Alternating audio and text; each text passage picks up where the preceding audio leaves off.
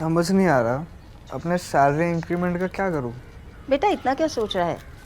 अपने mutual funds के SIP का टॉपअप करा ले। This is the right time. क्या? समझ में नहीं आया। बेटा इतना क्या सोच रहा है?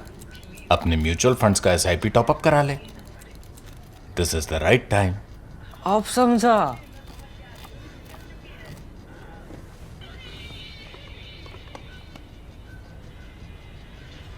Mutual fund investments are subject to market risks.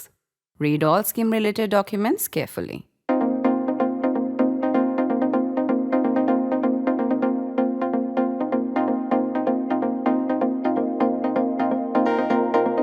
For months now, a question has been brewing with me. What is India's biggest brand destroyer? Why more than 3 decades since the economic reform began and India became the darling of the developed world and investors, why has the wheel turned? Investors have pulled out their money and left, while foreign tourist arrivals aren't consistently back at the 2019 levels. I've been searching for a thread to weave a cohesive argument until the epiphany arrived, sadly, with the fire in the unauthorized bed and breakfast in New Delhi's Malviya Nagar that killed 21 as we write or as we speak this. India has many individual factors as brand destroyers, with the three most damaging being garbage, air quality, and safety of women in public places. For now, all of this combines into that one larger grand disaster, the Indian city, the Indian urban life. And you can add to this the threat that individual survival faces from the elements, or let's be truthful and call it the scandal of our urban governance. You come from remote villages or rundown chota shahar, small towns, to India's most pampered city where everybody who matters lives, Delhi.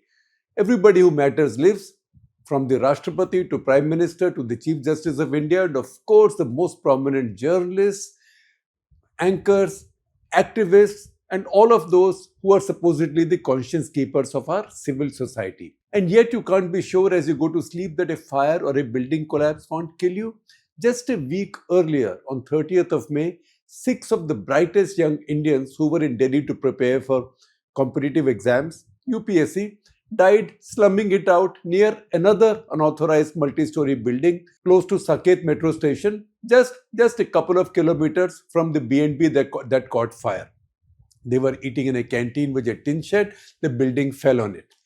Add to this another spate of paper leaks and cancelled examinations, and you don't need to ask why are India's young so furious. But let's stay with our epiphany, the state of our cities being India's greatest brand destroyer. Lousy air, filthy water, traffic snarls, poor policing, harassment of women is all there. And unfortunately, we natives are resigned to it. It's just that when global rankings consistently list our cities among the least livable, that our thin nationalist skin bristles, it breaks out in rashes. Personal safety, however, tops all of that. Jaan hai to jahan hai, as the Prime Minister had said, especially for those of us for whom there is no home other than an Indian city.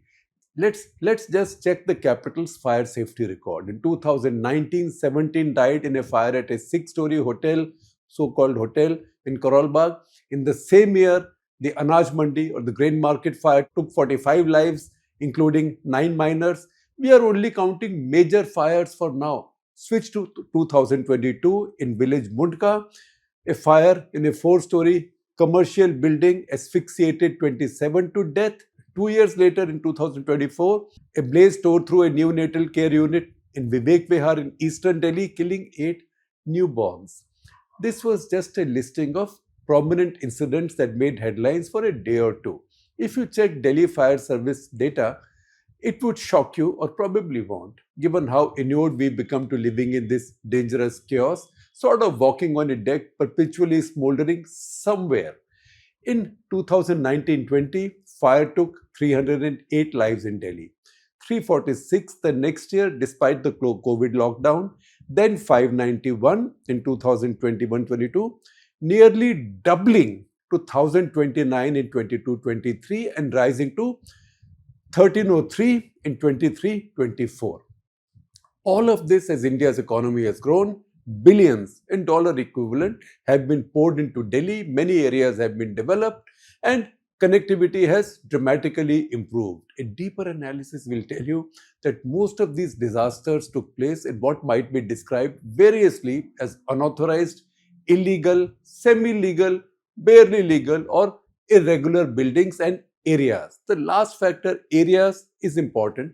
It's because Delhi's original villages are notionally cordoned off on the map with a red string. Hence the description Lal Dora, and most urban laws or regulations don't apply there. How would they? These are, after all, villages. Almost all major incidents have occurred in these, including the Malviya Nagar fire and Saket building collapse. While the Malviya Nagar B&B was situated in Hausrani village, the Saket building was in Saidullah Jah village, the other side of Saket or closer to Mehrauli. They are both urban villages. You might need to get some license to run a hotel or bed and breakfast here, but in an urban village or what's generally called a Lal Dora area, you can construct what you wish. It's a village after all. If you live in any of the capital's regular colonies, Malviya Nagar and Saket included, there are several limitations on how much you can build and how high you can go. In a Lal Dora area, you can build mini skyscrapers, often single brick structures without any columns. Many, by the way, are owned by local politicians. These will turn into rubble. Even in a magnitude 6 earthquake, you don't need 7 and 8, just 6 would do, unfortunately. The central curse of our governance isn't that more voters live in these slummified villages or unauthorized colonies than in municipally governed areas. People like us.